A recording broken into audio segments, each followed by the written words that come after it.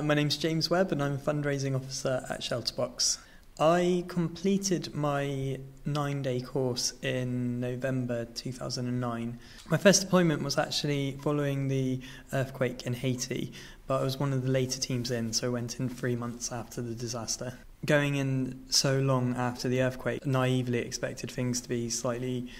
better than they probably were. There was still devastation everywhere.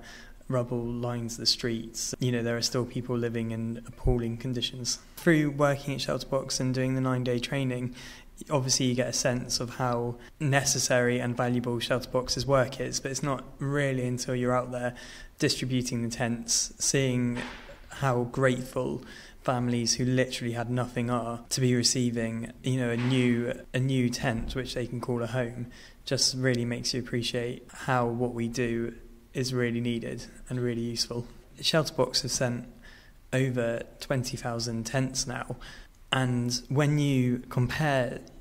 our specially designed disaster relief tents to the tarpaulin and the makeshift shelters that lots of families are using, it really demonstrates what a big impact we're having, not just in the capital Port-au-Prince, but also in some of the more remote areas as well. So when I was there, we distributed tents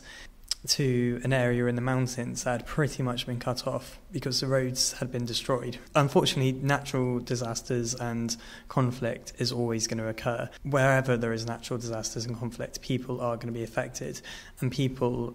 are going to be in situations where it's pretty much life or death as to whether they receive the really basic human rights such as shelter and equipment to cook with and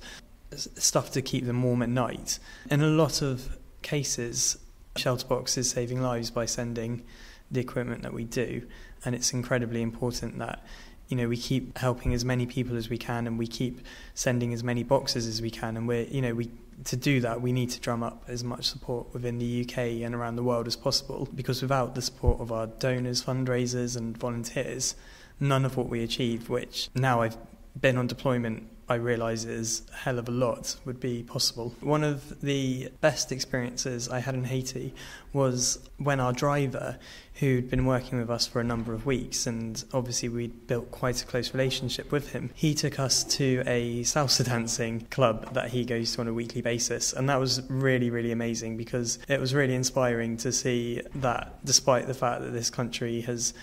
their capital city has been all but destroyed, the people still have this huge sense of optimism, and it was really inspiring to see them go about their daily lives and still having a good time and, really getting on with things. It makes you appreciate what you have.